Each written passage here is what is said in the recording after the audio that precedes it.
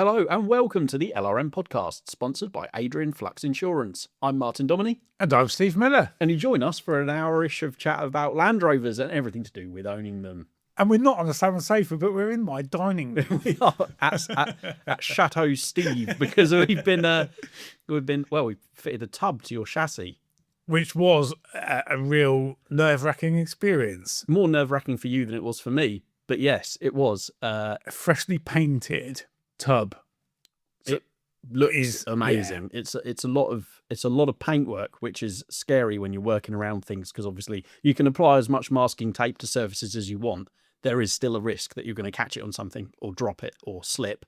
But thankfully that didn't happen. Yeah, so even just collecting it last week, fortunately, I happened to have a van just big enough to put the tub in. That is fortunate. Really fortunate. Did that coincide at all with our Ripon Autojumbles? Yes. Normally I'll hire a van, and this time I happened to hire a slightly bigger one by pure accident. Your finger must have slipped when you were on. It did, on a slightly taller van. Nice van to drive, to be fair. Ford Transit nonetheless. But anyway, I digress.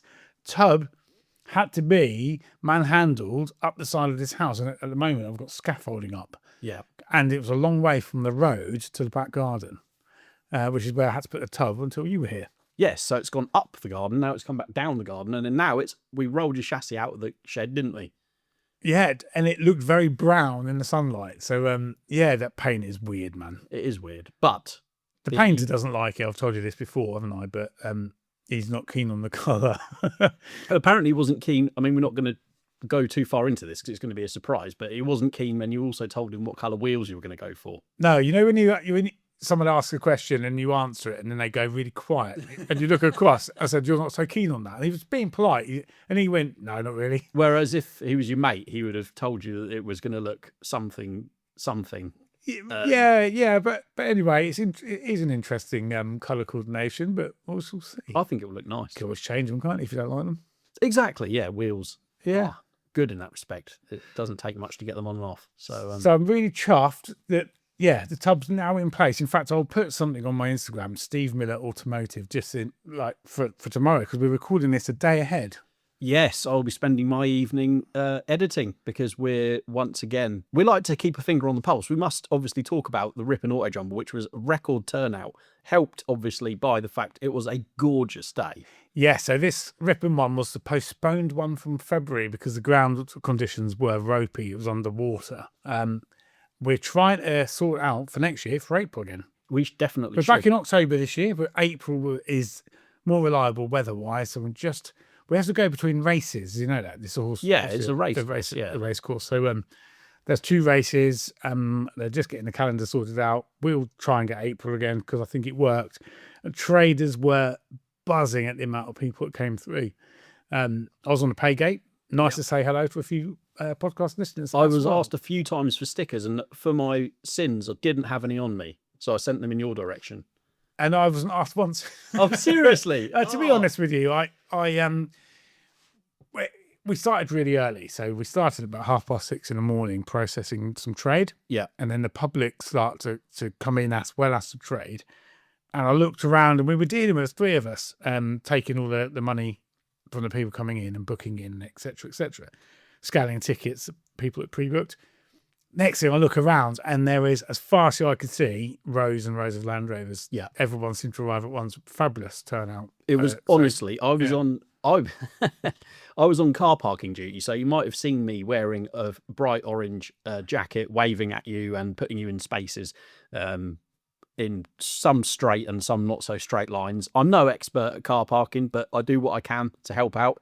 And I was like, oh, this will be good. I'll get the car parking done, and then I'll be able to go and have a look around, maybe sort out a couple of little bits. I've got friends that have asked me to keep an eye out for stuff. I don't think I actually got to look around till about 11:30.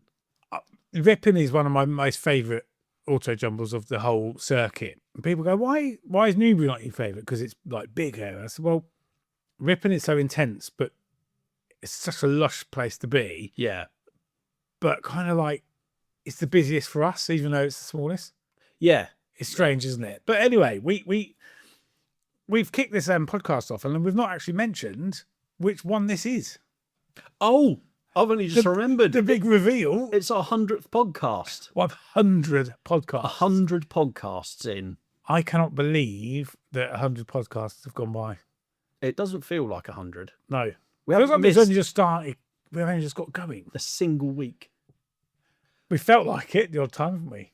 You know, There's Christmas been and times holidays and stuff. where, you know, we're busy with work, we're busy with everything else, when we just think, oh man, when are we going to get this done? But we always do. And there's always something to say, because we're so, you know, we live the lives of, we're genuinely so into Land Rovers and the scene that's around them, that we've always been up to something. There's always something happening. It's not like, well, you've said it before, it's not like we're doing a podcast about something we aren't involved in and know nothing about. No, we live and breathe this as much as you all listening do.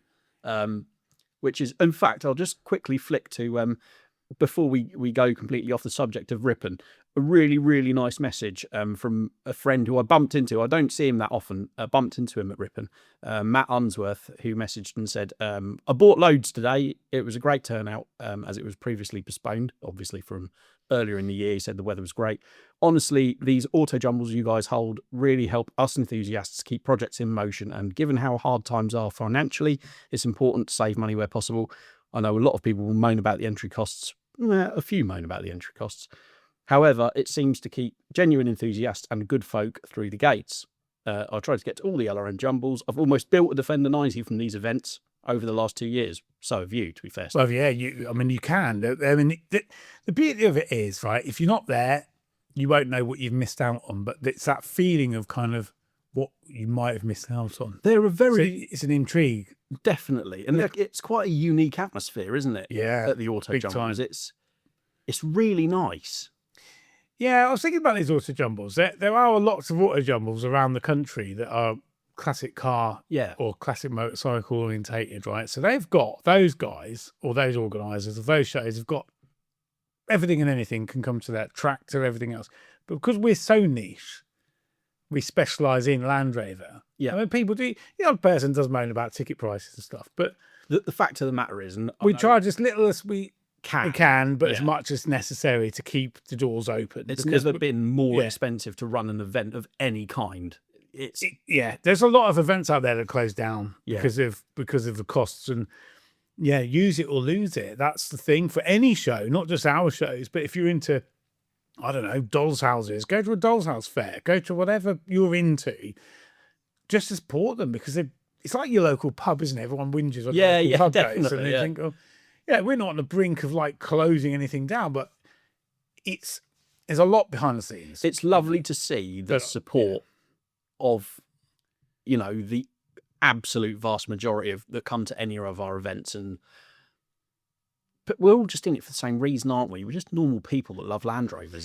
There's no airs or graces. People come up and have a laugh with you. It's really nice. I sent you a picture, didn't I, in the field after, because you left before me on the Sunday with one trader left in the middle, right? Yeah. What time was that taken? It was like about 4 o'clock. His entire stand was still up. Yeah, but it wasn't, right? I saw him come in with the biggest, most loaded trailer I have ever seen in my life. Right. It looked like a skyrise, like block of flats coming in on top of.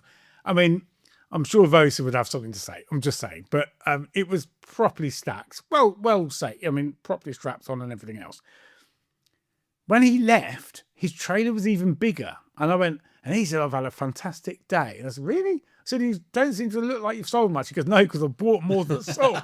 He said, it's been fabulous. And he's just gone off and he'll be at the next one. And just because he's bought the things he wanted to buy. And he just sees things and quality. Yeah, I love it. I love it. But we're not far off. We're only, 3 weeks today. 3 weeks. In fact, I will be driving down to start setting up LRM Live. Yeah. And I cannot believe that's so close. I cannot wait to be back in the Malvern Hills. I love it. It's going to be a wicked show. We're so excited.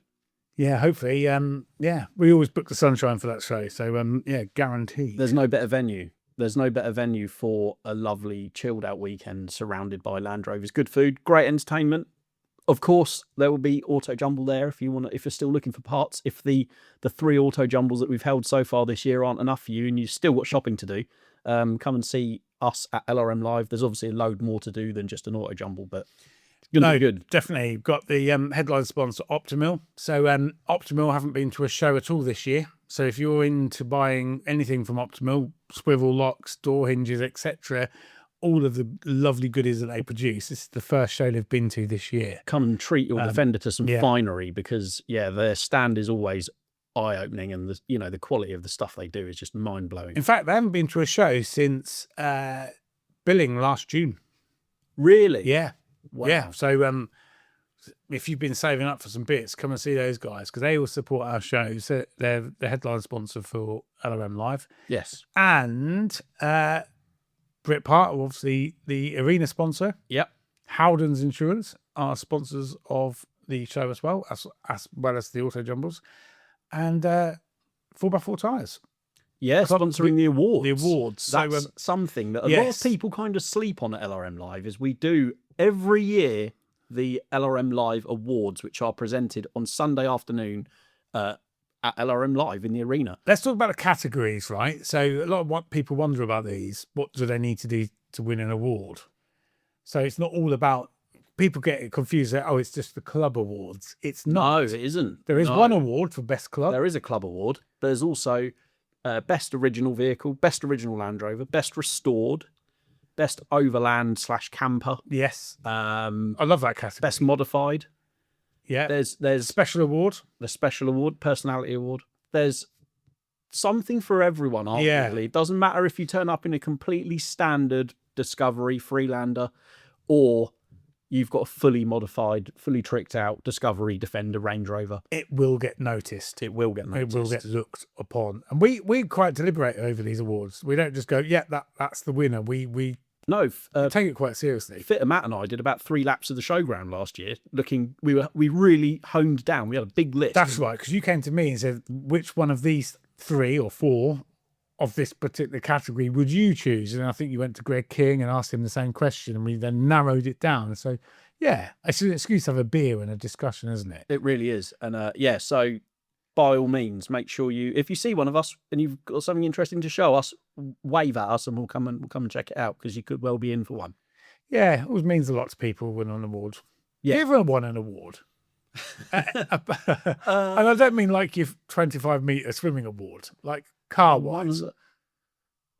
Neil and I won a navigational event. I got a trophy for that. Did you? Not really an award. Well, that's still a recognition for trophy. People. Still got it somewhere. I don't think other than that, I think that's it. Yeah. Well, I think we'd probably better break the news now that we don't think your 90 is going to make it to LRM Live this year.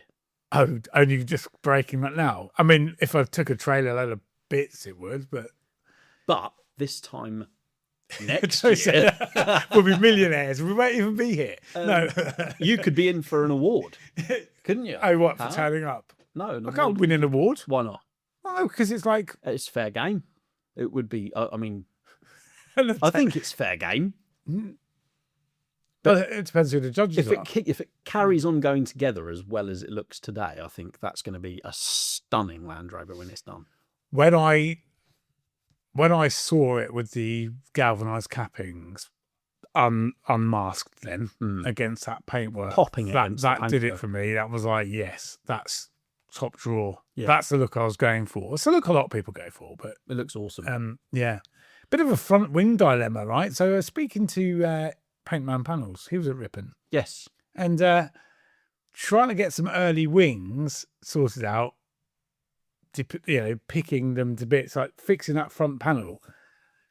He was saying about like making it look original with the spot welds, running an angle grinder down. Yeah, so that intersection that. What would you've got like section? 4 sections to a wing, haven't you? You've got the outer skin, which you can buy. Yeah, the top panel, which you can buy that. The front, where your headlight goes, and then there's that little inner panel, as you say, that bolts up to your slam radiator slam panel. That part seems to be unobtainium, so you have to harvest them off used wings, which is a bit of butchery, a bit of deftness with the angle grinder and a slitting disc. Yeah, not a pleasant job to do, I don't think, but he's showed me a trick of the trade. So you run the disc up the side of it, leaving the spot wells in. Yeah. And then you bond the new panel to the front headlight panel to that panel again. There's rivets Two There's a few- rivets, I think. There's rivets that hold it on, so you use them as datum points, and then you attach it to the new Yes. panel. But you use panel bond rather than spot welds, which is sort of industry standard now. Like It is really. I mean, my new tub has been made by that standard, but with the spot weld little indentations to look right, to yeah. look right. So that's going to be interesting. But nothing's cheap anymore, is it? Unless you buy good used second-hand parts. Yeah, I mean, you save a bit of money buying good used stuff or shopping around, obviously. Yeah. But no, nothing is cheap. Paintwork. I mean, you've spent more on paint so far than it cost me to buy my 110. Do you want to know how much I'm up to? I know you told me already, but it's a Yeah, heavy but I was figure. going to suggest it on here. So, rear tub, seat box, bulkhead, Yep. floor panels, Doors. sills, doors, top and bottom, obviously two-piece doors. So pretty much everything bar the roof, the wings, and the bonnet, and the nose cone. And the rear tailgate hasn't been painted yet. Okay. Just shy of £3,000. Yeah. So, but that's an inside and out paint job, isn't it? Yes. So I reckon if that did have a roof and the wings, I bet you're in for £6,000. Yeah. Possibly. It's a lot of money in it. It is. And yet I'm delivering sort of new panels. Yeah, not ropey or rubbish, They're are not they? ropey. So this is the problem to get showroom finished, delivering something that's got multiple layers of paint on it. The labour involved is Stripping back and sorting stuff out, blasting, etc. It essentially costs you more than buying new, which is actually a bit of a shame. Yeah. I could have painted it myself at home. You could have done. People, I mean, Yeah, it lots of really people do. it just depends on what you're aiming for, really. It's funny. Obviously, you mentioned Paint Man, like the paints they sell. They do aerosol. They obviously do brush on or roll on. The results you can get, the results I've seen with those paints are just phenomenal for something that you brush on. Yeah, So, yeah. Self-leveling sort of. Then you Coach enamel lay it with off. you can with the right brush, you can get a decent finish. Yeah, definitely. But But here we are. Horses for courses, isn't it? It's it really does depend what you're going for. But obviously, our friend Ian's sort of started taking the mickey now, saying, "Well, now that you've gone to that level with the bodywork, are you going to be happy with not, rebuilding the engine and things like that?" And the fact of the matter is, yes, because the engine's healthy. The engine is healthy. The heads have been off that engine, and you know that it's still got the honing marks and everything. It's still good. Yeah. Thing is, I still want to be able to use it, but it's still got to look smart. Sure. I will be just as proud of it. I mean, there was a car that came in. In fact, it was for sale. I don't know if you saw. It was a 90, like a metallic reddish sort of colour 90 that came in. Black reef. It was absolutely stunning. I'm not sure I did see. No, the guy knew how to put a Land Rover together. Right. It was better than you. But I would be scared to use that. Yeah, I mean, it's something we've touched on a fair bit. It's that fine line, isn't it?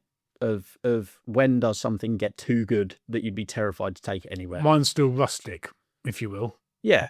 A few chips of paint on the axles, for example, where I fitted things or slip, drop things or whatever. Yeah. I could touch them up. Will I? Probably not. It's one of them, isn't it? It's a usable car. Definitely. Yeah. Yeah. So, 100 episodes. 100. We've had some really good guests. We have had some cracking guests. Our first guest ever was, of course, Jimmy DeVille, our friend of the magazine, who will be starring soon in the Scale Matters pages. So keep an eye out for that. We've had our friends, obviously Ian and Greg. We've had Ian's been on a couple of times, hasn't he? Nick Dimbleby's been on, amazing guest. Tim Shaw and Fuzz Townsend from Car SOS. We've had Mike Sampson, the designer of the Discovery. Of course, One. yes. Yeah, we have. We've had some crackers. John, GWAT John's been on, of course. Made the journey up to us to star in an episode. Fitter Matt's been on. We've done the live podcast at Billing, which will be happening again this year at the Billing Off-Road Show, where we had a whole mixture of different guests, including Jack, Boris the Defender. Defender Lexi was on. Yes, yep. Dale Rubin and Scout the Defender, Zach. We've had some cracking guests. We have had a lot, actually. Ed Evans. Ed Evans, of course, yeah. Alistair Cusick. Tom Barnard. We've had a lot of So people. columnists for LRM. Yeah. You mentioned Nick Dunwoody. Yeah, Nick Dunwoody, you did yeah, mention yeah. him. Yeah. We've Had, we are actually really good guests. and we're only scratching the surface with, Paul how Wise, MD of Britpart. of course. Although he was really full of cold that day. He was not in a good way, was he? No, Poor old Paul. Yeah, he was. We should revisit that. Round 2. Eddie Prescott, Terra Firma. Yes. The guys from Richard Chassis.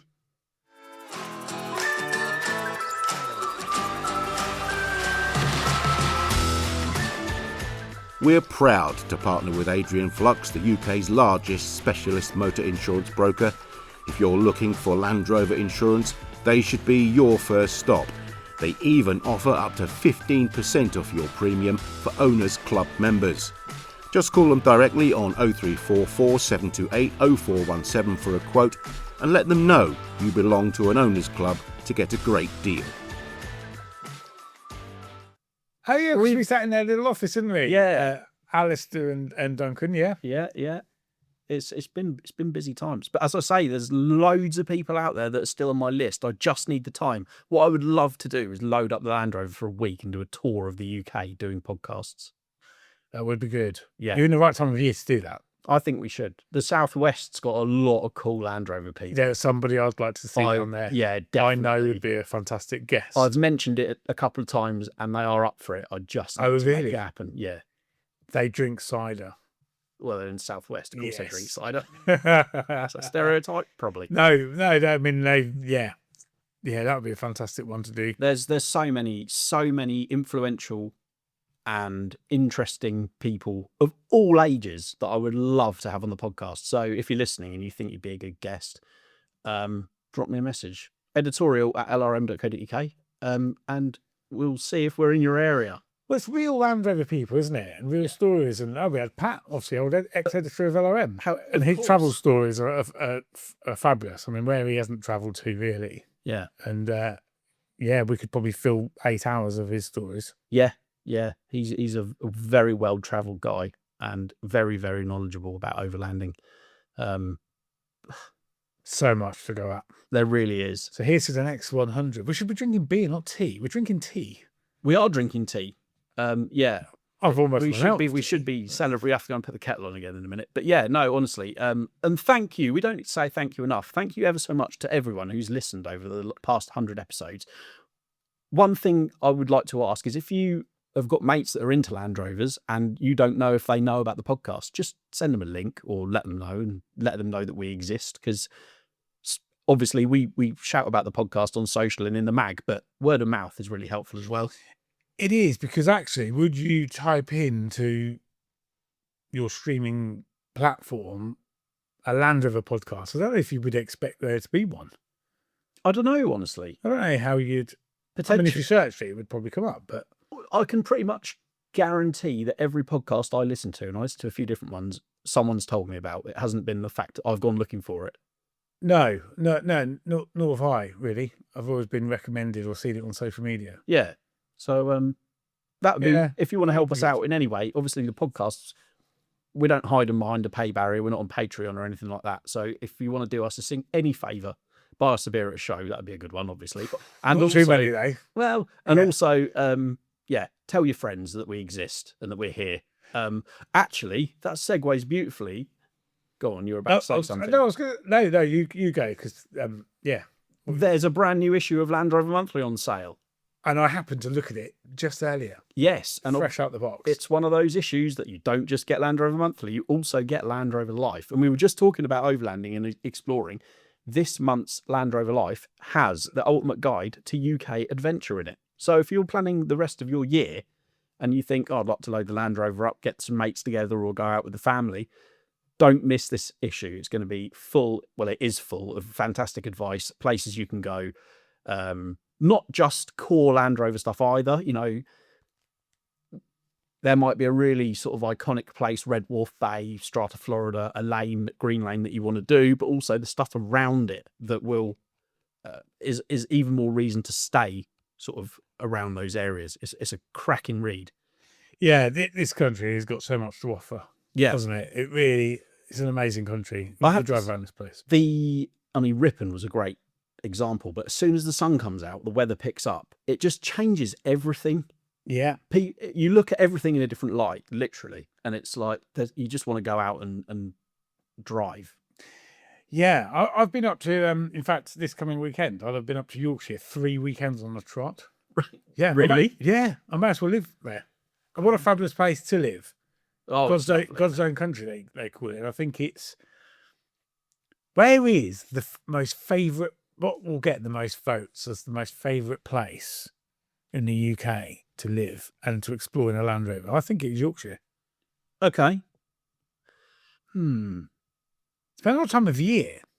I mean, you look at Yorkshire, right, and you look at the coastline and Whitby and along the, Robin Hood's Bay, Scarborough, that coastline up there. Yeah. But then you can go across to the west side of Yorkshire, because Yorkshire's massive. It is huge. Ribble Head, the Tan Hill pub. Yes, the highest the pub highest in pub. the UK. Yeah. It's a fabulous county. Yeah. I think there's a lot of different places I'd love to visit. I'd love to do more of the Welsh coastline, because some of those beaches and some of the Pembrokeshire coastline it looks amazing. It looks fantastic. Yorkshire, of course, Wales, great laning to be had in Wales, great camping.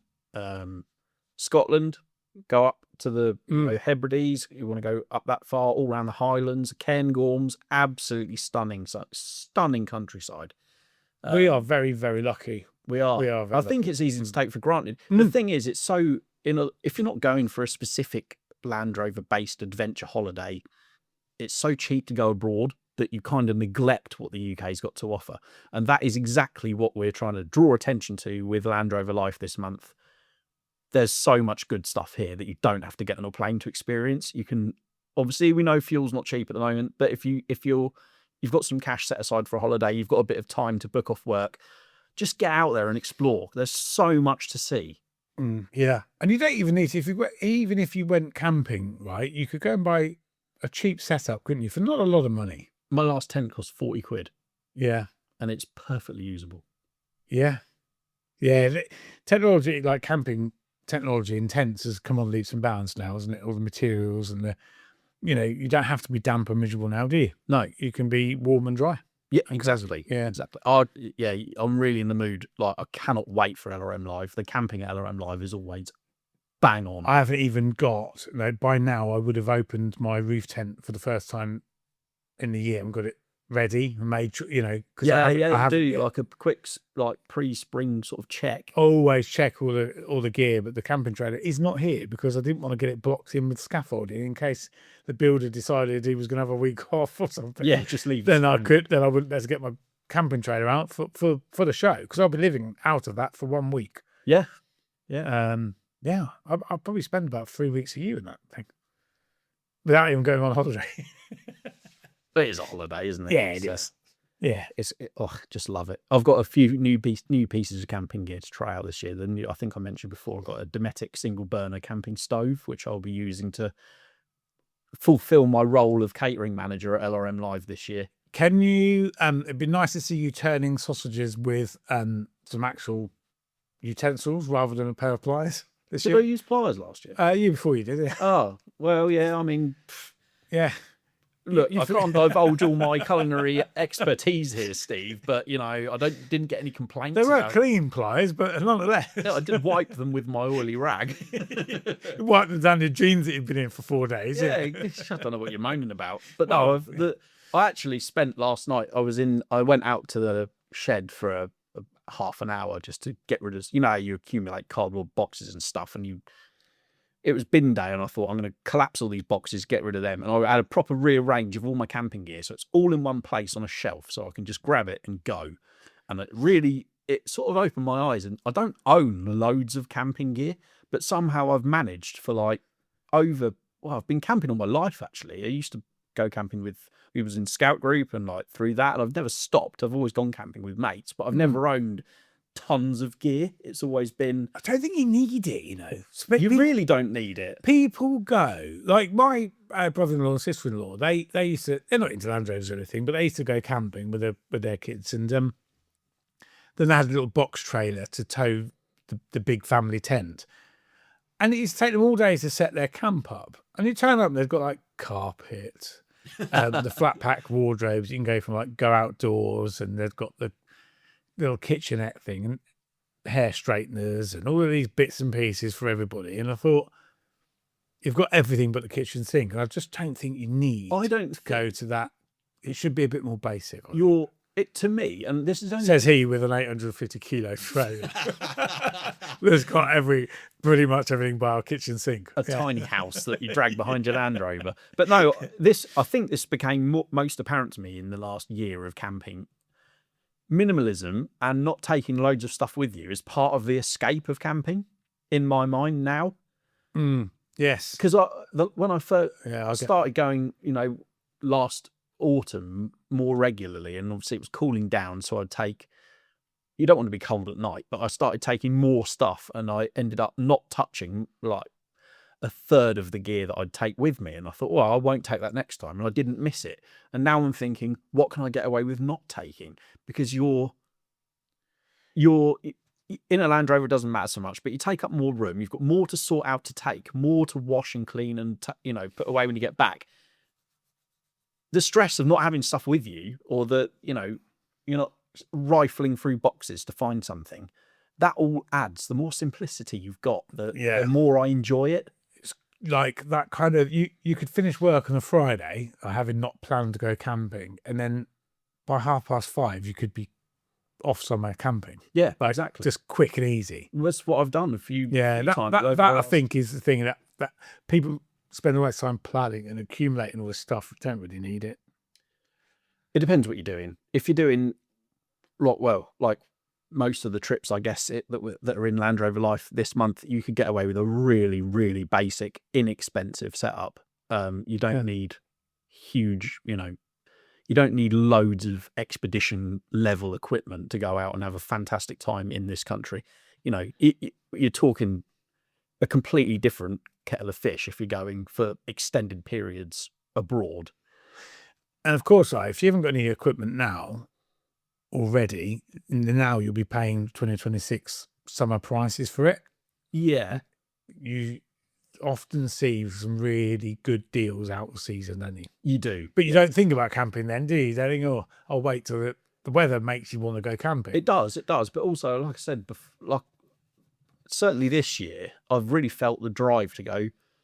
It doesn't really matter that it gets dark at 4:30. I still want to go camping, so I do. Yeah. It's but yeah, Go Outdoors is a great shop. I'd not set foot in one for years, and I went a couple of months ago now to my local one, and I was like blown away by like a retail shop with that much stuff. It was awesome. Yeah, just make you think really. They have some fantastic deals on. Yeah, send me a catalogue here. Now and again, I get a catalogue for Go Outdoors. But yeah, obviously LRM Live, another prime opportunity to check out the very, very creme de la creme of camping gear. If you turn up there and you've maybe forgotten something, or if you're looking to prepare for the year that's coming, there will be traders there that can help you out. Yeah, stepping up from ground tent to a roof tent is a different camping experience completely. It really is, yeah. So yeah, that's the place to go really to see that stuff. Yeah, roof racks, water containers. Refrigeration is always a thing, isn't it? Keeping your food fresh. That is something I wouldn't mind adding at some point, is a small fridge. Yeah, and then you have to think about power. See, this is where the snowball begins. Do you know what I mean? It's Then you'll need an 850 kilo trailer. And look at you now. Yeah. Thing is though, I could go now, hook that trailer up, and I'm camping. Self-contained. I've got everything in there now, ready to go, apart from clothes and food. Yeah, I know what you're saying. And then fresh water. But that's basic needs. Yeah. I can't believe I wrote this down actually. So my wife has never listened to a single podcast in 100 episodes. My wife listens every week. Does she really? Yep. Oh. That's all right actually. She came to the billing show. She watched that live, but she never listened to one since. That put her off. Yeah, it did. Yeah, that was like a year in. That was like... yeah, it was. August, wasn't it? Where were you going with this? I'm intrigued. I don't know. I wasn't. I just wrote it down. Fair enough. If she's going to listen to one, this is the one she should listen to. Who else should we have? What's the next guest? Have you got one lined up? Have I got one lined up? I've got plenty lined up. It's just I need to get round to... This is the thing, right? A lot of podcasts are done over Teams or over the internet, right? I don't think you can beat sitting down with someone and having a proper chat face to face. I think that adds a lot. Yeah, we've done them on Teams once, haven't we, or twice? Twice, I think. And it is a bit awkward because you can't read the room, can you? You don't It's have to okay. talk. Don't get me wrong, it's okay. They work, but for me, I mean, and it's an excuse to go for a pub lunch if you're sat with someone. I mean, that's probably a big part to play in it as well. We can't ignore that. But if I get a group of, or a number of people that I want to do podcasts with, I'll go to that part of the country and hammer them out over a few days, and then that's the way to do it. And it means I can go camping. Yeah. But yeah, it's exciting. So we spoke about the new issue of LRM. Well, currently we've just been talking about Land Rover Life, which you get with your copy of LRM. But shall we have a look at the brand new issue? Because there are quite a few what I would class as features of the week, but we can only have one, can't we? Do you know what? Instead of feature of the week, why don't we go completely off track here, as it's the 100th episode, and we'll do a little flick through of the latest issue, so that we can whet your appetite for the goodness of the latest. Well, this is the June issue of Land Rover Monthly. Yeah, no, you should. Does that sound good? Because I've only seen a few bits in it this morning before I rushed back to fit the tub. Yeah. So the chassis. You haven't had time to crack into it properly. No, not properly. No, right. That's tonight's job. Well, let me get started then. So obviously, the magazine. This is actually going to be good because there'll be people listening to this that will never have bought Land Rover Monthly magazine. And let me tell you, I can't believe that. Why would they not have done that? Maybe they've only just discovered the podcast. Maybe they didn't know we did a magazine. Maybe. But anyway, hedge fund managers. Yes, that's what it says. That's the title of my welcome, and all become clear. Every issue, I write some nonsense at the beginning about what's in the magazine or what I've been up to, and this month it's about finding a discovery too with our good friend Ian Arthur, and there's a bit about that, and there's a nice picture of me pressure washing it at a petrol station.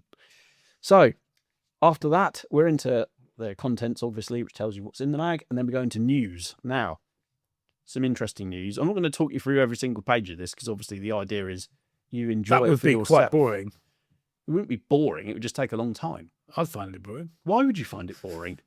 Every page. Just finely crafted magazine. Yeah, of course. You know, wind your neck in, Steve. We're going to fall out.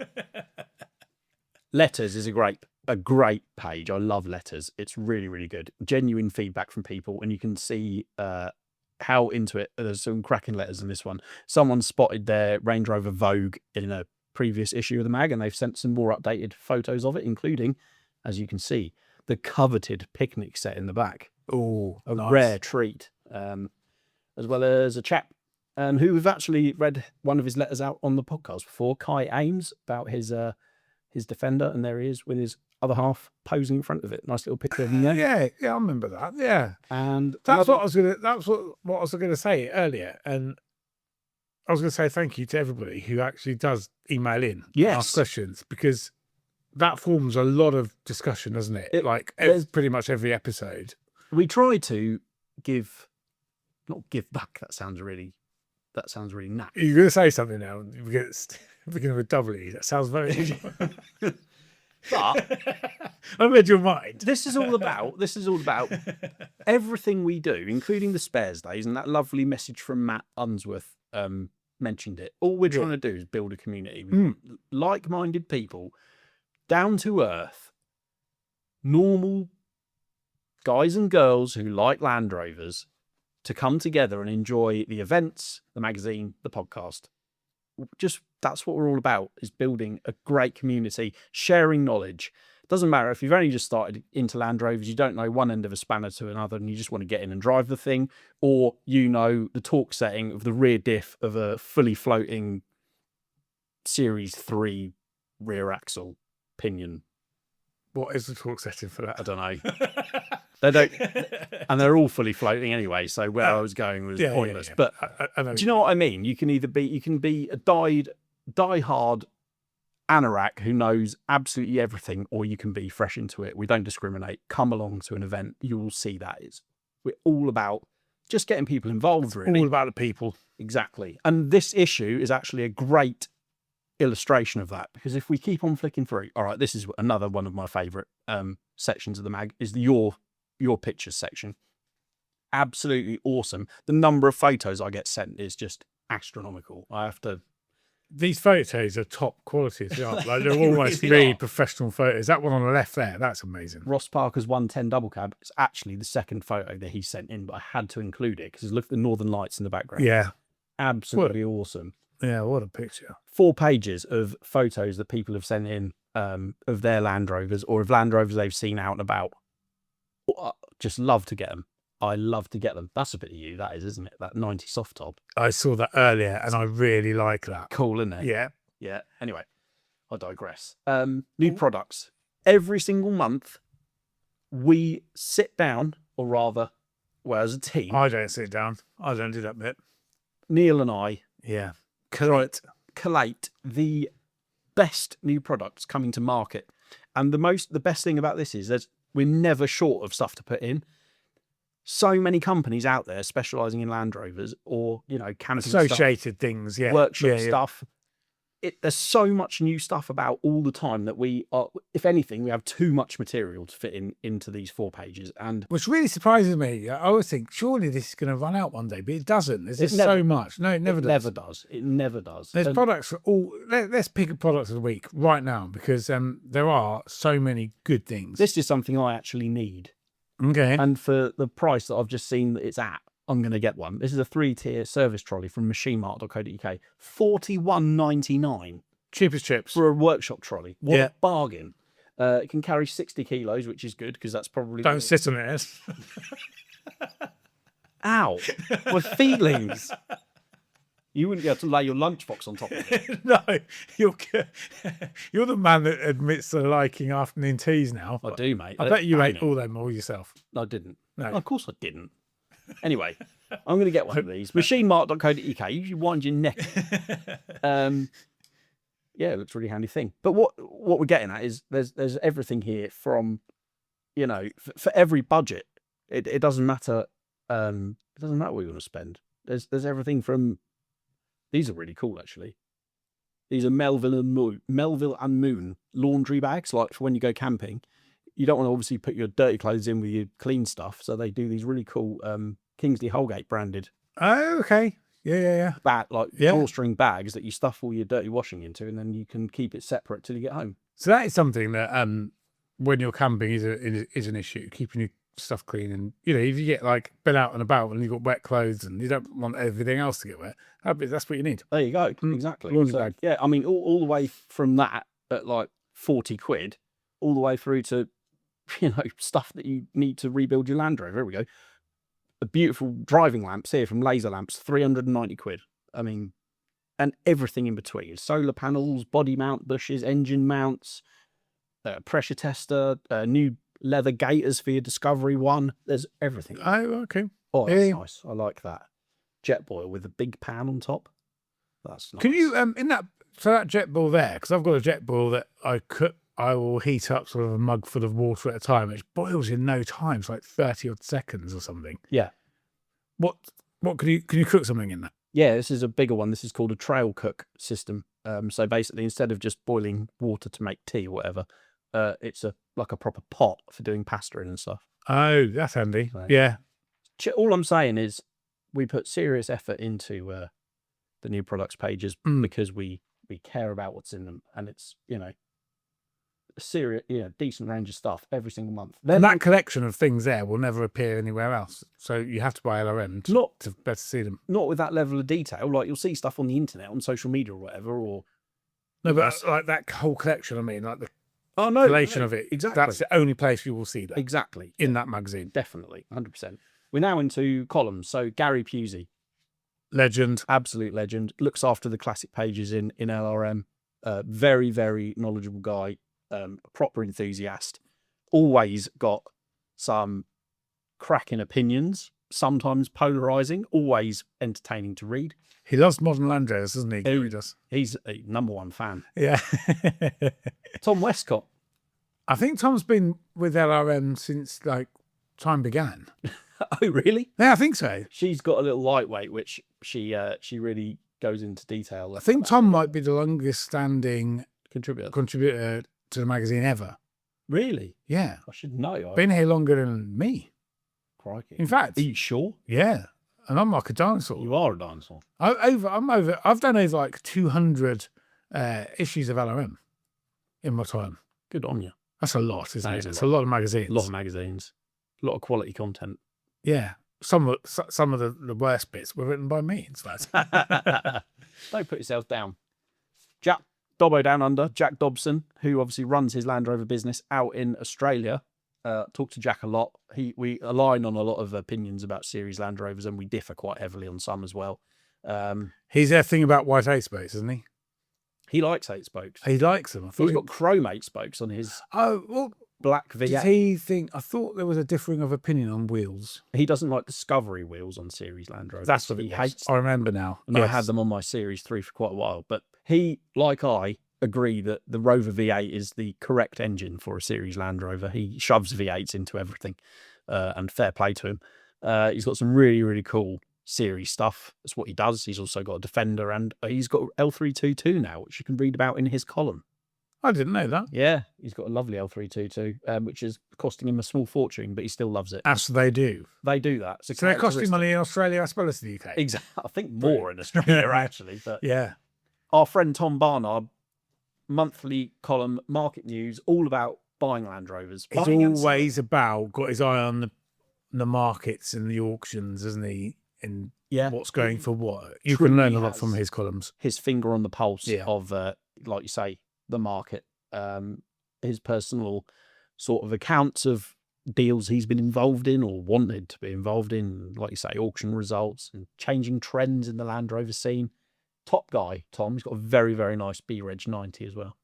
Which I found him. Oh, yes. I said, Tom, buy that. You need that. So he did. And I wish I'd bought it now. So Richard Hall, formerly Norfolk Garage, is now Lincolnshire Garage because he's moved to Lincolnshire. Somewhere north of here, like a long way north of. Yeah, Lincolnshire's massive, isn't it? Yeah, over an hour north from here. Yeah, I haven't been to his new place yet.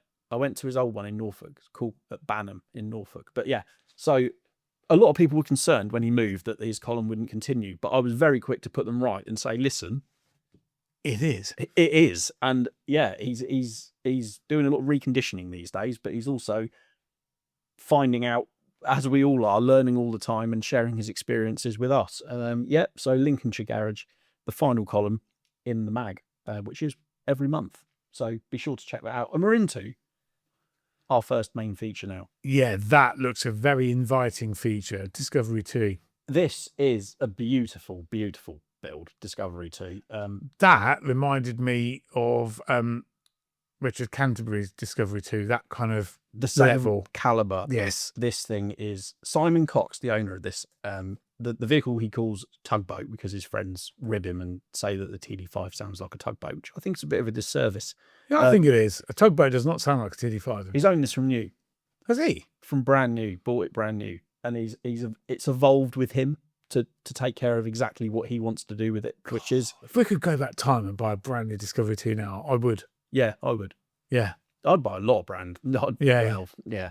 Anyway, so without going into too much detail, because obviously that's by the mag, the delightful photography and the level of detail that our contributors go into with these features is second to none. You will not find better Land Rover content anywhere, and I will argue with anyone who disagrees with that statement. What a lovely thing! Look how nicely built. Yeah, that is a properly sorted car. Yeah, so I'm sure Simon, you will have no doubt seen Simon at an LRM event or indeed the Billing Off-Road show. He's a regular, and he's got a really distinctive Disco 2. You can just tell the level of care and thoughtfulness that's gone into it. I think that's pretty amazing to own something from new, develop it into that. And he's still developing it. He hasn't stopped. He hasn't gone, I'm done now. So what year, how long's he owned that then? What year is that? Finding the right parts for your Land Rover or Range Rover shouldn't be an off-road challenge. At bmh4x4.com, we've built a smarter way to get you back on track.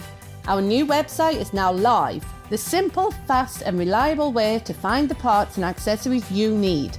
Supplying quality parts for Defender 1983 to 2016, Discovery 1, 2, 3 and 4, Range Rover Sport 2005 to 2013 with Range Rover P38A and L322 coming soon. All parts are backed by expert knowledge, quick delivery and a 2-year quality guarantee. Visit bmh4x4.com, built by enthusiasts for enthusiasts.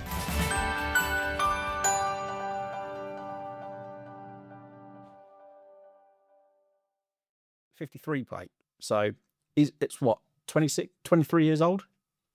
Yeah, that's a long time to be connected to a car, isn't it? It really is, yeah. And what a cracking vehicle it is. Top work, Simon. We love to see it. 2003 Discovery 2 ES. And if you want a quick look at everything that he's put in this, we do a tech spec in every sort of modified vehicle feature, so you can flick straight to it. And if you see, like, oh, that bumper's nice, where can I get that from? Boom, it's right there in front of you. Yeah. So into our next one. This is a really, really nice story, which I know Patrick, in fact, who was on the podcast, previous editor of LRM, he went out and got this story. Toby Walters, a little lad, 10 years old, really, really struggling, had a lot of health problems. And his dad him and his dad really had their heart set on a Defender, and it was a particularly nasty turn that poor Toby took that really changed his dad's perspective. And when they were, he was already kind of looking for a new family car, and it was supposed to be a boring boring car. hatchback. Yeah. So he threw caution to the wind and went and bought a beautiful Defender 110, which is what this story's about. And that create absolute memories for the lad. And exactly, yeah, it's that's what it's all about. It's a really, really sort of, it just goes to show how much more Land Rovers mean to people than just a 4x4. Yeah. Do anyone out there like a 10-year-old and their dad had like a Ford Focus have the same memory of a Ford Focus as they would a Land Rover? No. It's weird, isn't it? And it's also things that get under your skin. It's interesting that so many of the guests we've had on the podcast have said, "Oh yeah, my dad had a Discovery, or that's how I got into them. Was my family had them." Yeah. Well, it's a family for me. Family had them. Yeah.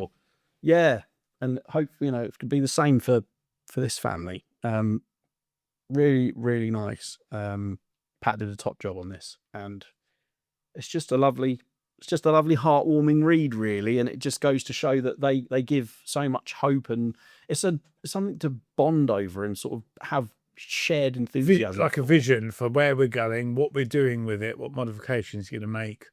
Exactly. Yes, it was. I mean, it's a talking point, isn't it? Definitely. Yeah. And a real boost for Toby and his family. So I remember when my daughter, like when she was really young, she decided she wanted to help me change the seats in that. In fact, the 90 we're building now, had those original sort of brown, what do you call it? Brushwood seats. Hard to find now.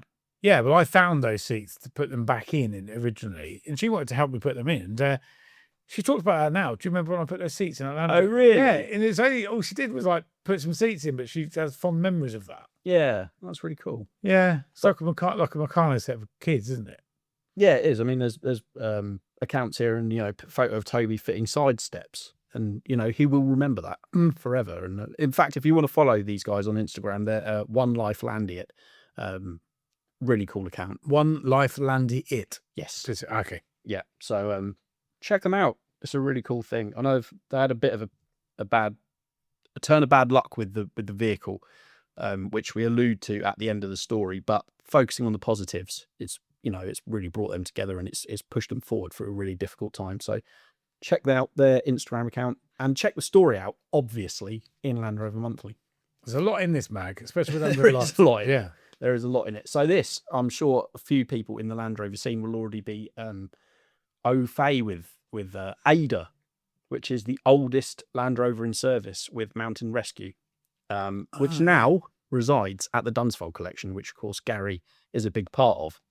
Gary Pusey, classics editor, and this is the story of Ada from when this 110, this very special 110, was brand new, all the way through its service life with the Mountain Rescue Service to where it now resides in retirement at Dunsfold. Oh, nice. So yeah, and it talks a little bit about the other vehicles in the fleet, the other Defenders in the fleet, and really, to be honest, why Defenders have suited not just the Mountain Rescue Service, but so many other utility companies and rescue services across the country so well, and why they're so difficult to replace. I know. I just, when you see the Mountain Rescue and they'll have like an Isuzu D-Max or something, they won't have that same. No. It won't have the same service life for a start. Well, no, it won't.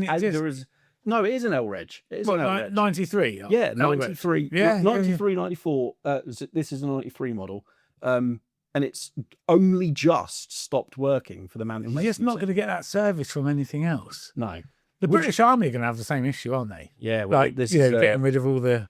A big part of the news story in this issue, obviously, is the announcement that that everything's being demobbed and will be replaced with something. We don't know what yet, but it won't be a Grenadier like everyone thought it would be back in the day. Well, I presume not. I don't know. It's impossible to say at the moment, but I mean, it'd help their sales out if it was. Yeah, something needs to be sort of boosted, doesn't it? Anyway, we digress. We do.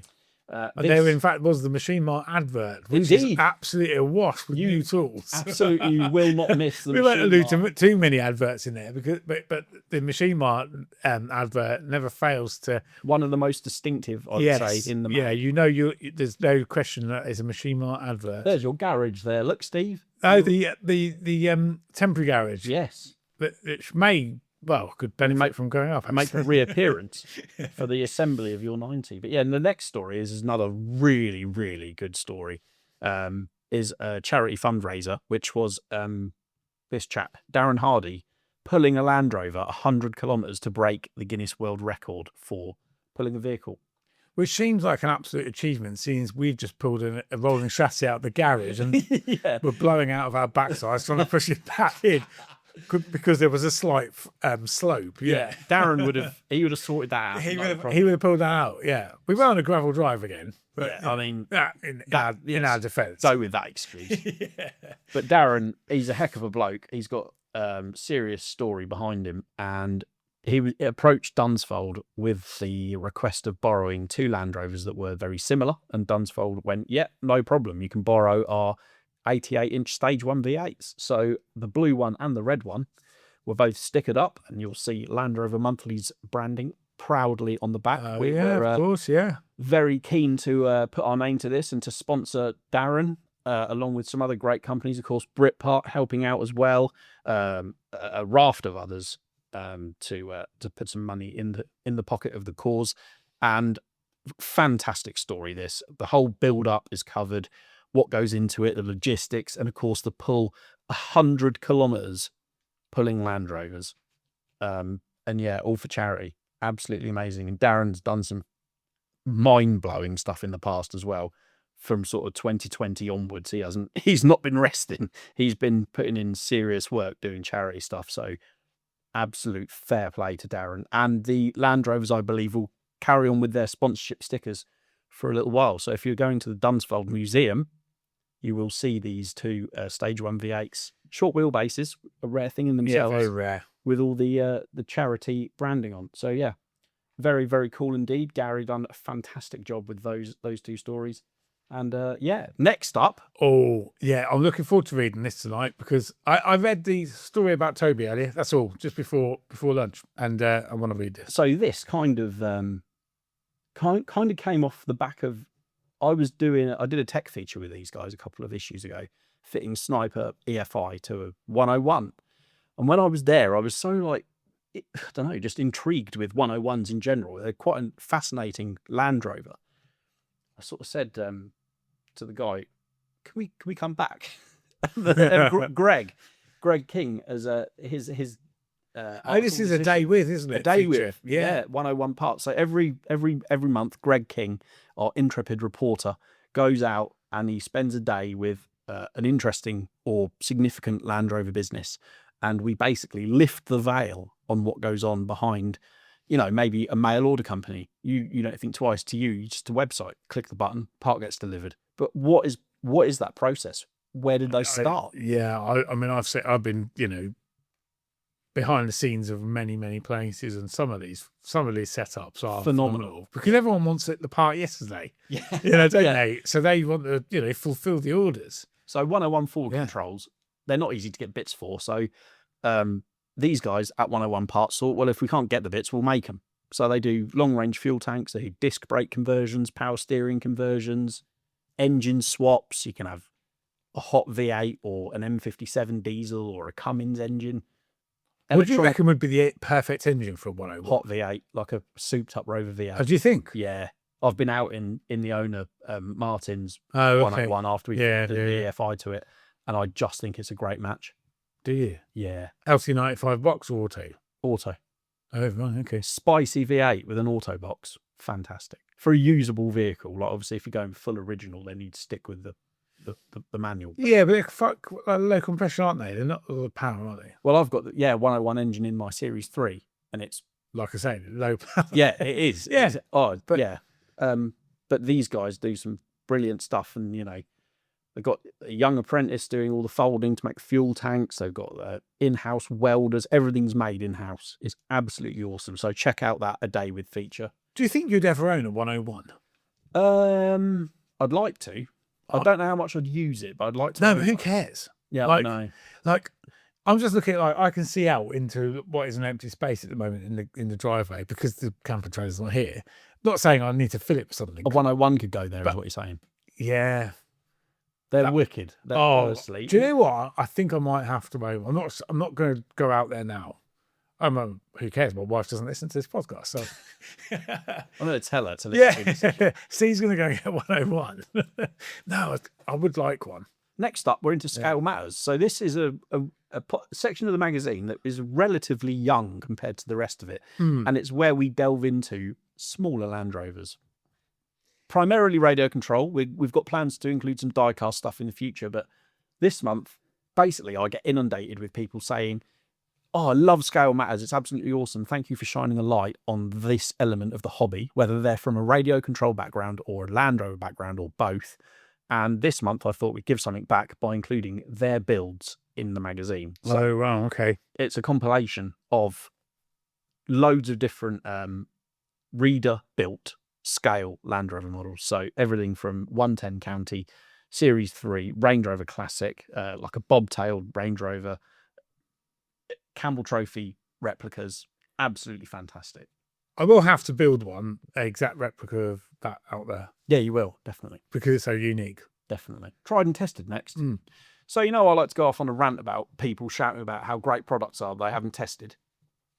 Yeah, but we test them sometimes. don't We actually do test them. Like, we actually use them before we shout about how great they are. or not 'cause so we're- great in some of the cases. Exactly. And this is that page. So, for instance, I reviewed the paint that I used to paint my Freelander 2's wheel arch after we welded it up from autocarpaint.co.uk. I got on with it really well. I thought it was well priced. It went on beautifully, and I'm no painter. I had a look at your finished paint job, Yeah, and it looks fabulous. doesn't it? Yeah, Yeah, for Bit- 15 quid. yeah, bargain. So that got 4 stars, and we're quite harsh with the scoring on this stuff. It has to be to get like a 5-star. It has to be absolutely perfect. Yeah, And which is most things, if you delve into it, they're not perfect. no, they're not. No, there's always. But we don't just test Land Rover things, do we? No, no. I've tested a few clothing items, Clothes, jackets, camping gear, Yeah, workshop gear, outdoor stuff generally. my Jack Russell was in there. Yeah, your Jack Russell. I think Yeah. he got 5 stars. He got 5-star, He did deserve it. but he has, I've tested him for 12 years. You haven't had him on test. Tried and tested for 12 years. To be fair though, last night he would have only got 4 stars. Really? Yeah. Was he being a bit of a rascal? No, he just kept farting. He absolutely stunk. Come on, Steve. Let's not lower the podcast into But he did. the dog guffs. No, he still would have been 5-star. 5-star for farts. Let's move swiftly on, shall we? We're into Writers Rovers now, where we talk about what we've been up to with our Land Rovers. Yeah, I need to talk about a bit more of me because I haven't put anything in. Yeah, you do. You need to crack on, and you've done a lot, so you need to do a report. But first of all, we're not going to give too much away because you need to experience it for yourself. Hold the magazine in your hands and enjoy the goodness. Martin Port's been busy with his very cool Series 2. And then I've been quite busy with my my Freelander 2, my new green one. I could do a sort of introduction piece into that. And there's my friend Ben welding it up. And there it is getting an MOT. And there's its rusty arch before I painted it. So yeah, it's all good, real world stuff. Just goes to show that that car could have been condemned to the scrapyard. Well, it would have been probably. Yeah, it was that level. And yet you've given it, with a little bit of time and money invested, a second lease of life. And that could see you through for the next 2 or 3 years. Easily. That's the plan. Yeah, that's cheap motoring. I did a cam belt on it on Friday. Did the cam belt on water pump. Oh, right. How was that? Actually, as cam belts go, very pleasant. I really enjoyed it. Many special tools to do that? No, there's the timing toolkit, which I got from Sealy. It was £39. Locks the crankshaft, the camshaft, and you get like a plate that bolts in to hold the flywheel to stop the engine turning. Okay. Very straightforward cam belt to do, to be honest. So that's right. So if it was 5 is really hard job, one's a walk in the park, what would you say is DIY? Probably a 3. If you've never done a cam belt before, any cam belt's probably a bit daunting. If you've done cam belts in the past, this is a really basic, simple one to do.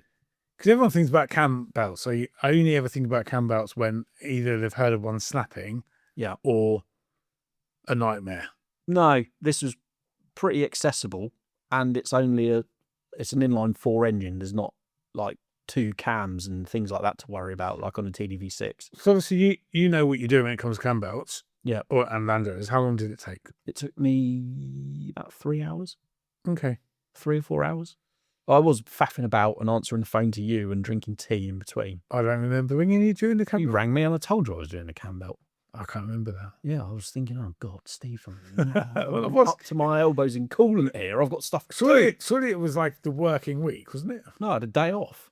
Oh, did you? Yeah. Why did I ring you then?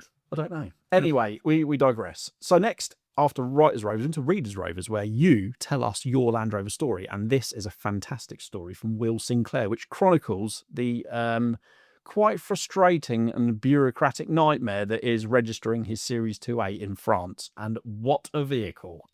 That's stunning. How lovely is that? What a stunning location that picture's taken. Yeah. This is like Palomino Gold, I would say.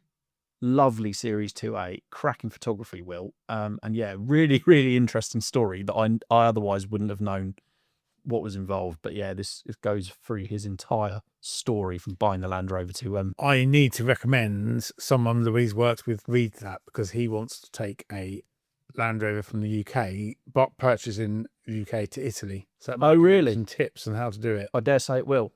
So you will have to tell you to listen to the podcast. There you go. There you go. So next up, we've got events. You want to know what Land Rover events are on? This is the page for you. Sponsored by our friends at Lancaster Insurance. Yeah, it's got all our auto jumbles in it. It's got the Billing Off-Road Show. It's got LRM Live. It's got the big Land Rover Fest. And everything in between. Lots of tea on the tailgate in here as well. And the York Land Rover Show, which is fantastic. Don't miss any of them. Yeah, but there is a way to get that information, that events bit, for free. If you only wanted to know about events. Don't tell everyone. Okay. Oh, no, do tell them, because you can sign up to the newsletter. Yeah, if you sign up to the newsletter, you do get visit Land Rover Monthly, you will find out about the latest events. You will. Via email. Directly into your inbox. Obviously, you've missed out on the entire rest of the magazine. Yeah, I mean, you don't get the rest of the fantastic content, photography, and trustworthy advice. You but you do get events. Yeah. And the other newsletters, in fact, Vehicles for Sale, which I hand pick. My favourite from the editor's pick of the week from the LRM marketplace. That's something we should mention. If you've got a Land Rover that you're thinking of selling, it's free. It's free to list, and because it isn't eBay or Facebook, you won't be inundated with idiots. So if you want to sell your Land Rover, all you have to do is fill in the free form on the website, or send me the details, editorial@lrm.co.uk, and a couple of pictures, and I will upload your listing. So it goes on the website. Goes on the website. Goes in a mag. Yeah. Might go on the newsletter. Yeah. But you'll send not only just the editor's pick, but you do the other vehicles for sale. We do. As well. We do. That's some fantastic exposure for like-minded enthusiasts. And it costs you nothing. Yeah. It's a good way to interact with it's about the community. Yet again, it's about selling your unwanted Land Rover and giving it that second lease of life with a new owner with new enthusiasm. Yeah. And it frees up some cash to go and buy another one. Exactly. I'll let you From into a classifieds. behind-the-scenes secret, actually. I did my editor's pick of the month for this email that we've not long sent. And by the time the email got constructed and was scheduled to go out, it had sold. Oh, it must have been good then. It was inconvenient for me because I had to do another one. But honestly, the amount of vehicles that sell through the Land Rover Monthly marketplace, as percentage-wise, has got to be, significantly higher than everywhere Yeah, I else. had a call yesterday from one said that, it's sold. I thought, oh, wow, crikey, that didn't hang around. And that was going outside of the UK. So you're attracting a worldwide reach. Worldwide reach, and also people don't visit Land Rover Monthly and click on Marketplace if they're not looking exactly for a Land Rover. Do you know what I mean? They're not stumbling into it. It's a deliberate. You know your 4x4. You've chosen every upgrade, every bolt-on with purpose. So, when it comes to tyres, chunkier, wider, more capable for the conditions, you want the perfect fit. Not just any tyre, your tyre. That's why you'll choose 4x4tyres.co.uk, the wheel and tyre specialists, trusted by Land Rover owners and serious off-roaders alike. Whether you're upsizing, overlanding, making your Defender look the part, or your Discovery turn heads, we'll guide you to the right set. With over 800 fitting locations across the UK, from online to on-road, we've got you covered. Browse by vehicle, wheel size or brand, 4x4tyres.co.uk. The right fit, the right place, the right price.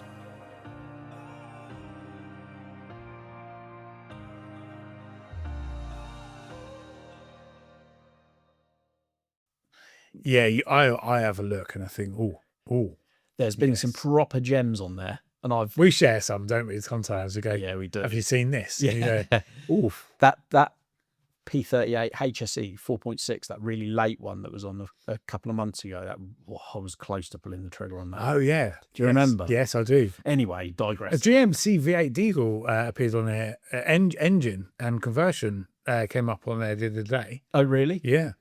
A Mazda SLTI was on there, 35, 3.5 was, litre yeah. turbo diesel. I was very close to buying that. So there's the odd parts as well. So, yeah, it's interesting. Like a lot of convert engines and their conversion parts Yeah, come up. there's a lot of interesting stuff. Wheels and tyres, anything like that. So you get a lot of suspension stuff on there. And of course, they also appear in the magazine later on.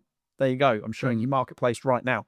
But first, before we get into Marketplace, this month, there's a preview at LRM Live with some fantastic information about the show and how you can book tickets for it. That isn't in every month, obviously, because LRM Live isn't every month. Could you imagine if it was every month? No, I don't want to imagine that. Okay, well, we'll gloss over We'd have that a lot then, of fun, though. and we'll go straight to the tech pages, the ever popular tech section of the magazine. If you're brand new to spannering on Land Rovers and you think, you know what, I might dip my toe into this, there's no better place to start than the tech pages of Land Rover Monthly, because we give concise, trustworthy, step-by-step guides on how to do all manner of jobs to all manner of Land Rovers. Yeah. And do you know what? One of the things, right? So even if you're not going to do the job yourself, you will beam some information from it. Definitely. And you will respect, even if you've farmed your Land Rover out to a specialist, at least you'll have an understanding of what they're doing to your Land Rover and why the bill is what it is. You see it all the time on Facebook, people going, oh, I've got a quote to get my clutch done and it's like 900 quid. I don't understand why. If you read this, you'll realise that there's a lot more to it than just undoing some bolts, changing a clutch and putting it back in. Do you know what I mean? I just thought of, we should interview somebody on this podcast who runs a garage, right? And talk about some of the costs involved in running said garage. Yeah. Because The overheads are the insane. overheads are insane. Like the environmental charges for disposal of oil, the wages that people have to earn now. All the, like you say, environmental red tape. It's not straightforward at all. I mean, I spoke to a garage guy not that long ago, and I think he's charging £110 an hour plus the VAT. Yeah. And that doesn't make them much money at all. No, I know. It's mad. It's shocking, isn't it? And vehicles, obviously, now, talking about newer stuff, never been more complex and sophisticated. It takes longer to diagnose stuff a lot of the time. This was something that always wound me up when I was working in dealer, and you'd speak to people outside, who maybe don't know that much about, Yeah, being a mechanic's well easy now. You just plug it into a computer and it tells I you what's hear wrong. that all the time. Oh my God. Every time I heard that, I wanted to As soon as it tells you what's wrong, it may not be telling you the correct thing. Yeah, cars aren't that clever. No, they're not. And I wouldn't. I mean, personally, it's definitely not a job for me. As you can tell from the state of what's gone on. You're in really that garage. sticking with that attitude, aren't you? Yeah, no, it's not a job for me. But I absolutely have a whole new respect for people who do that for a job. Yeah. Fix Land Rovers. Anyway, Yeah. in this month's tech section, look, it's me again. What are you doing there? Assembling the bottom end of my 200 TDI after my pal Ben at Motor and Diesel fitted new camshaft bearings. So I sort of walk you through the step-by-step process of putting that engine together. And it's not as daunting as you might think. If you're clean and methodical, you can do it at home with the right tools, of which there aren't many, to be honest. There aren't many specialist tools to working on a TDI. They're fairly basic. So, yeah. Clean and methodical, right? That's me out of the equation. Chaotic and dirty. Chaotic, just chaotic. Here's something that I'm sure a lot of Discovery 2 owners will be all too familiar with. So, Yeah, I wonder if we know somebody that may be needing to read this section of the magazine. That's just a half a chassis there. chassis. So fitting a galvanised half chassis to a Disco 2, which is obviously a bit of a weak point on them. So yeah, again, fantastic bit of tech content here from Trevor Cuthbert, long-term LRM contributor. He's been on the podcast as well. How could we forget? He did. Yeah, that was over from Ireland. That feels like a long time ago. There was a good pub lunch involved in that as well. There was. Yes, very good. So if you're wondering what goes into changing a Disco 2 half chassis, that's the place to see it. Do you know, like, you could get an absolute bargain of a Discovery that's just failed its MOT on a half chassis that otherwise is perfectly serviced. Yeah. And just read that. With a bit of love. Do it yourself. It's a bit like you've recommissioned your 302. Yeah. Go and get yourself a cheap car. I totally agree. And you know what? I saw a really interesting, it was actually a video earlier, with the information that's available through, obviously, magazines like Land Rover Monthly and the internet, YouTube, whatever. Couple that with the fact that tools and parts are pretty, easy to buy and not as expensive as they once were. It's actually never been easier to complete projects and to keep older cars on the road. No, that's definitely the way forward, I think. And of course, yeah, Autojumbles, fantastic places to pick parts up. So much. Do you know what I mean? You're not. There's nothing stopping you from having a go. No, the knowledge is out there. The information's out there. So from rebuilding an engine, which might seem quite daunting, to something fairly simple like replacing a brake caliper, which Greg Hassel has done a great job explaining in this tech guide. There's something for everyone. Yeah. Don't be scared. And if you're new, right, so if you wanted to join Exact Editions, yep, you can go back to January 2015 and have access to all of the tech information that we've ever done. Serious amounts of trustworthy. Yeah, exactly. A lot of information. And you can just type in there a specific job you're doing in the search bar, and it will find any article related to that. Yeah. It's brilliant. So it's such a useful archive to have, and it's cheap. Alistair Cusick repairing a headlight connector. It's all. Is that Freelander 2? It is Freelander 2. Yeah. Alistair's Freelander 2 is gorgeous. It is like one of the very last. I've not seen it. It is in the flesh. A stunner. Is it? Yeah, like I can't remember. Is it Loire blue? It's the really dark blue. Oh, yeah, nice. it's yeah.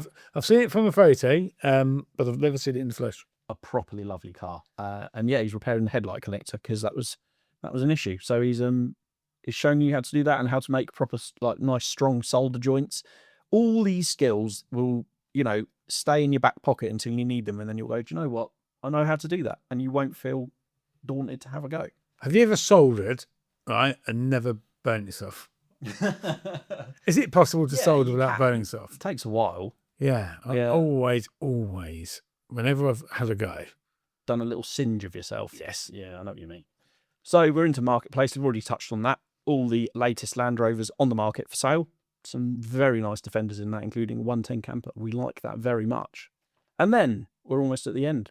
work in progress. This is one of my favourite pages of the magazine. Let me. Haven't you said that? Like, this is my favourite a few times. Probably. It's because I love the magazine. Yeah, I'm very passionate about. Yeah, it. no, I can tell. This is again. I'm not going to go off on some long tangent, but Land Rover magazines gave me so much for so many years that the ability to give something back and do my best in Land Rover Monthly, which I like to think I do, is a privilege, and I'm genuinely so enthusiastic about all of it. But the work in progress page is a real gem, and it is, again, it's a community, isn't it? People are living and breathing, doing this exact thing that we're doing. So this chap this month, Rich Cook, who's in the army, he's got hold of this 1963 Series 2A, and basically he goes through all his plans, what he's done so far. There's a great picture of it there on the trailer behind his other Land Rover. Beautiful little 88-inch truck cab. And yeah, it's just every single month we have someone, and it's always a very different vehicle. We've had Discoveries, we've had Freelanders, series vehicles, Range Rovers, and they basically say, I've got a new project. Look at my new project. Here's what I'm going to do with it. And a lot of them have really interesting stories behind them as well. So the final page in the magazine is that.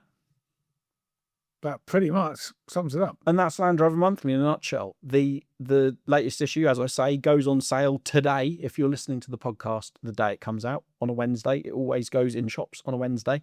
And yeah, subscribers get it earlier. And they save money. So if you want to head to landrovermonthly.co.uk and subscribe, as I say, you'll get the magazine delivered directly to your door, and it will be cheaper than it is if you get it in the shops. What is not to like? I reckon that's our 100th episode wraps up. 100th episode. Can you believe it? I cannot believe it. Why on earth will we drinking tea? Well, this is your house, so only you can answer that question. I'm sitting quite closely to like a cupboard that has stronger stuff in it than tea. Well, I've got to drive home, so I won't be partaking in that. Absolutely. And I'm going to go back outside into the garage. Sort your shed out. Yeah, to I might bolt something on. Do it.